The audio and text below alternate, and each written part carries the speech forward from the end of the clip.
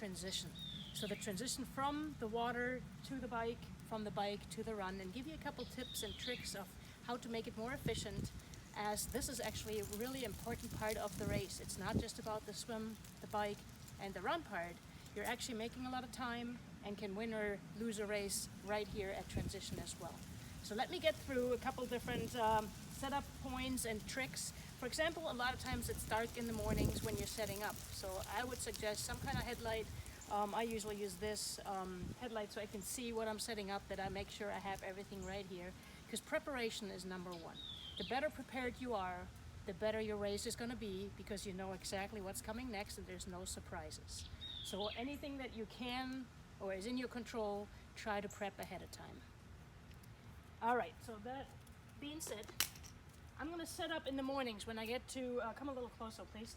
When I come up in the morning, I'm going to set up my bike. We have usually a transition rack. There's of course a lot more transitions and a lot more bikes. The next bike here would be with the back tire hanging down. So I would be under that next person's back tire. So my setup is right here. I usually, personally, I use 2 towels. So I have one over here where I have my run gear, which is the bib, my hat, my run shoes, maybe an extra gel if I need to, and my bike shoes in the front. Now a lot of times I use this for an extra, when I come back from the water, to step on it to wipe my feet off.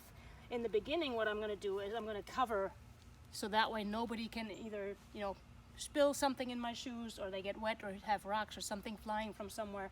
So I usually cover them right in the beginning before I set up or before the race. Also, a big thing is to find your rack. So you got to, when you get there in the morning, make sure you're looking for landmarks.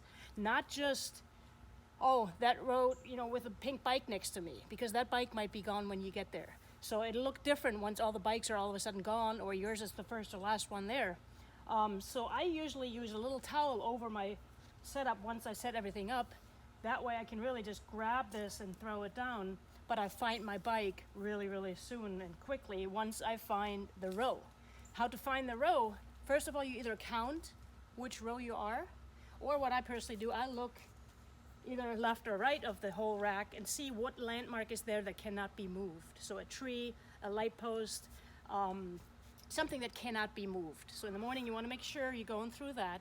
You want to make sure you look where the run out is, the bike out, the bike in. So you'll walk that route to find your bike, because a lot of people get lost in transition and really don't remember where their bike was.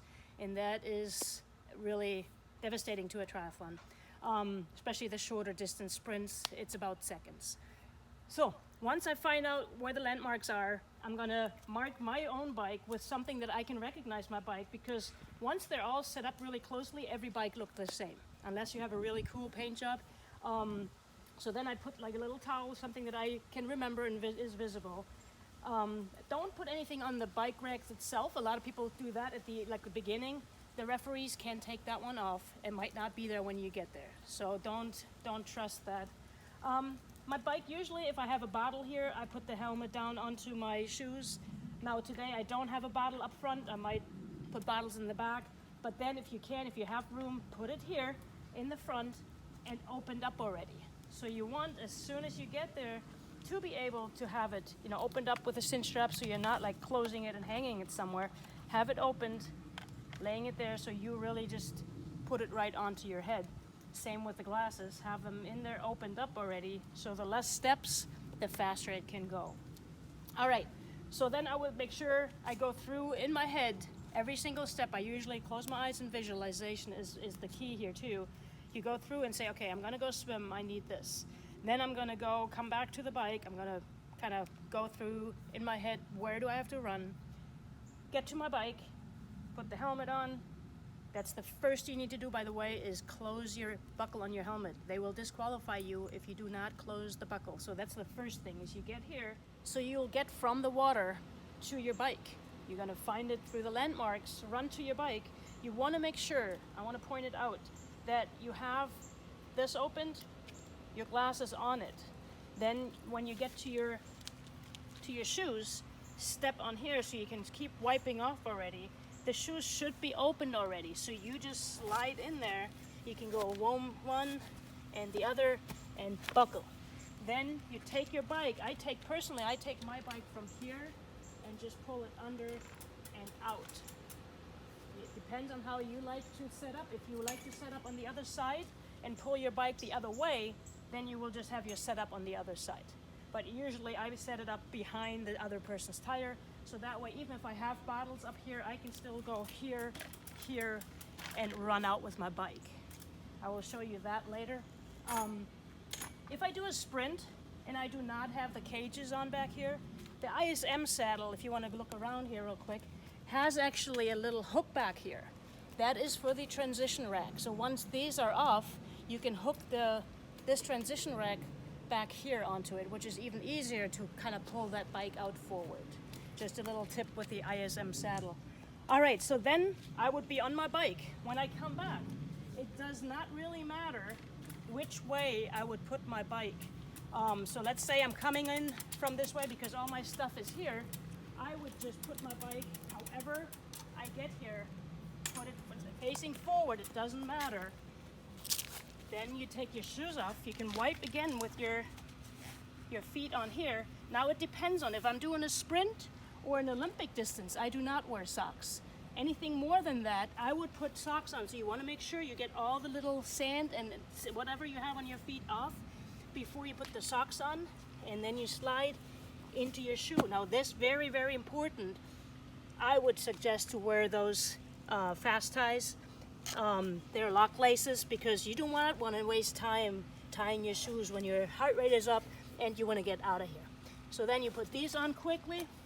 You would grab your stuff. If you need an extra gel, grab it on the go, and then you would run out.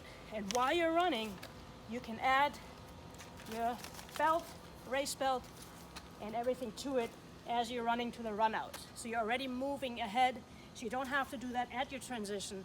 It's okay if you have it in your hand, put it back on and keep running, and then maybe already taking your first gel, throw it in the garbage right outside the transition area.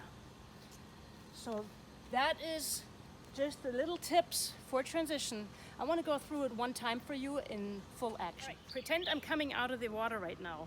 So you want to keep swimming until you actually can't swim anymore. So don't try to get up too soon and try to, run over high waters. So try you actually faster. Keep swimming until your hands hit the ground, then come up. The first thing you want to do is get your goggles off, grab under here, pull this off and keep it in one hand as you're running.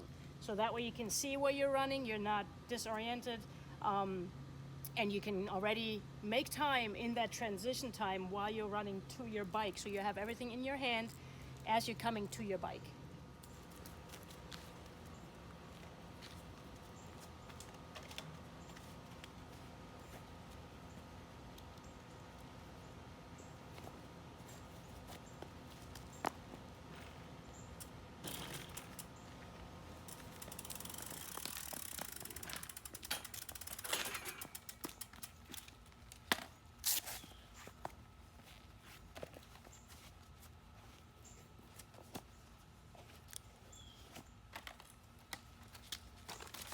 Guys, so that concludes my little video about transition.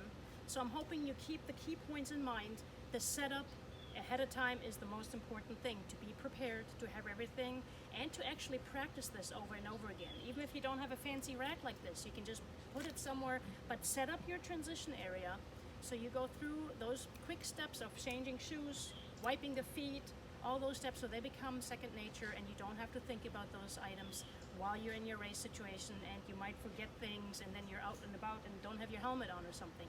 So those are the tips I can give you today. If you have any questions, you can of course leave feedback down on the video below or look me up on www.fit4athletes.com.